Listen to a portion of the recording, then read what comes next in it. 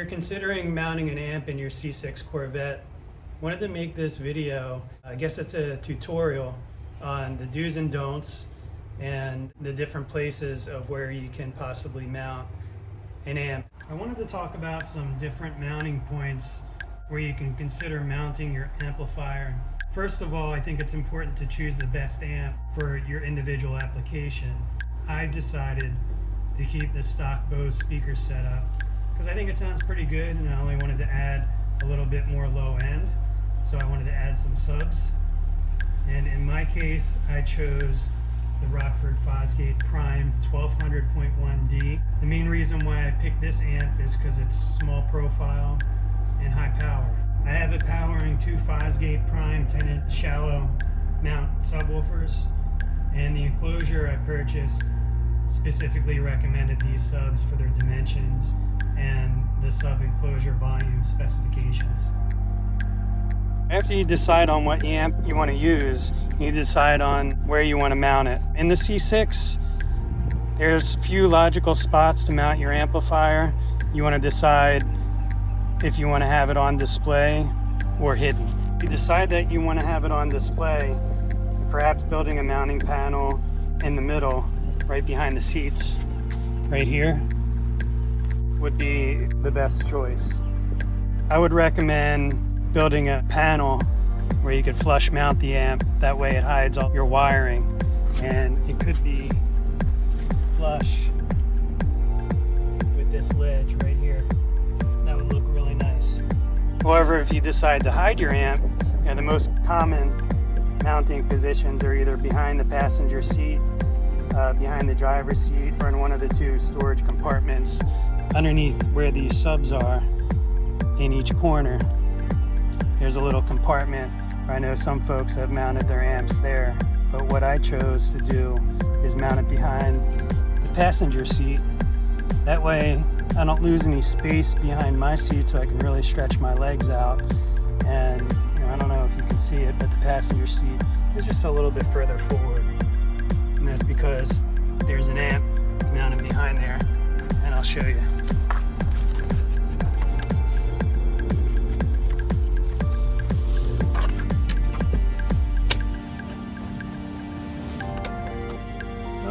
Right there. I decided to mount mine here behind the passenger seat for a couple of reasons, and here are the reasons why I chose this location. One, it's hidden, it can't be seen, prying eyes from thieves. They're not going to see it just walking by. Two, wiring the amp in this location is pretty easy. Power cables are shorter than running it to the back, which provides a little bit more efficiency. Also, keeping it on the passenger side, the battery is also on the passenger side. So really from here forward to where the battery is, it's not really that far. Another reason why I put it on the passenger side is so the driver's seat movement's not restricted. The one thing that's very important if you're choosing to mount your amp behind either seat is that your fuel tanks are right behind here. You have to be very careful when you screw your amp in, if you choose to screw it in, that you're not screwing into your fuel tank. You do have a few choices on how you want to secure the amp. One, you can cut a piece of plywood and place it behind the carpet, and you can screw into that plywood, and just make sure that you have the right size screws, that they're not going to go through the plywood, through the thin fiberglass layer, and then into the gas tank. Since I have my amp turned pretty low, these speakers don't handle a ton of power. It doesn't generate that much heat, so I just chose to adjust the passenger seat all the way back far enough so that it holds the amp tightly in place. No one ever adjusts the seat, so the solution has worked well for me. Adding a piece of plywood in addition to the thickness of the amp, for me, would have caused me to lose another, let's say, 3/4 of an inch of space. It's very secure the way that I have it, and really hasn't moved in 4 years, so it hasn't been an issue for me. Now that you've decided on your amp and where you want to install your amp. Next, you need to decide on how you want to run your power cables. You'll need to run a heavy power cable directly from the battery, preferably 4 gauge.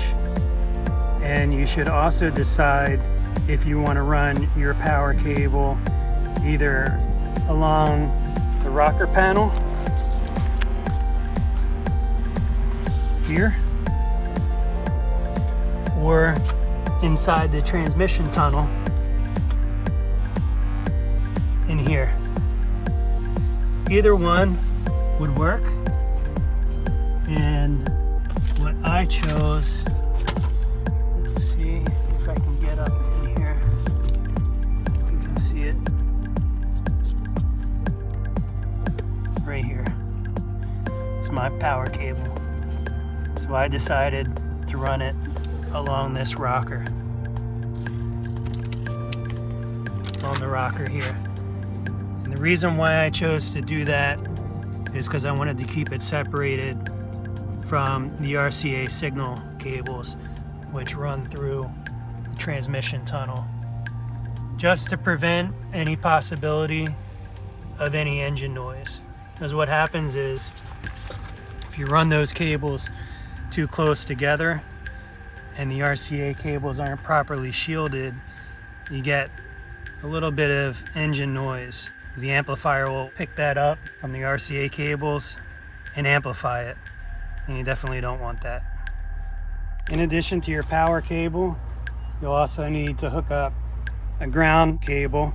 That should also be the same gauge, 4 gauge, as the power cable. You'll also need to run a remote wire, which is a switching wire. It turns the amp on and off when you turn the head unit on and off. So you want them to turn on and off together. And you also need to run the signal cables, the RCA wires. Last, you'll need to run the speaker wires from the amp.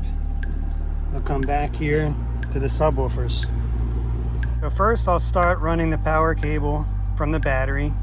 I use a red 4 gauge power cable. I also recommend using an inline fuse block or a circuit breaker that should be mounted fairly close to the battery. And you can see I have mine right here.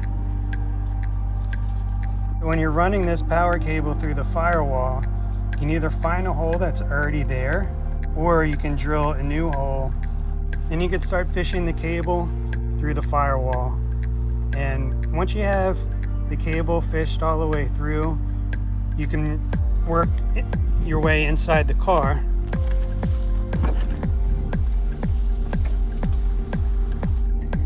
Okay, so once you've fished the wire all the way through the firewall into the car, you're going to start tucking it under these panels.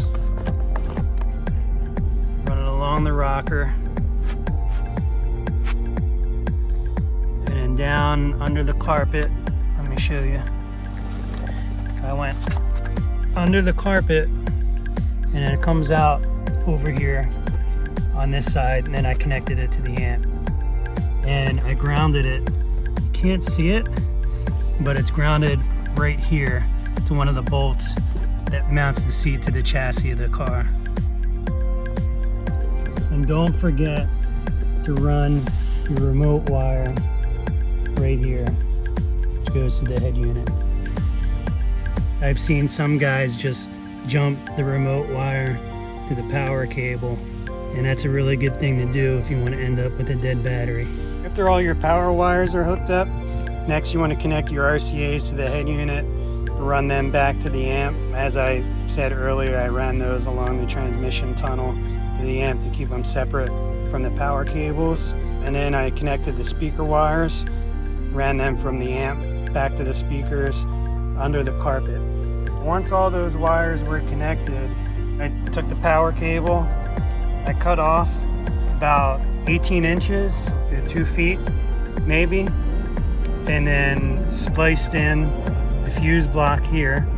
So I connected the one side that comes through the firewall to this one side of the fuse block, and then the other side of the fuse block I connected directly to the battery.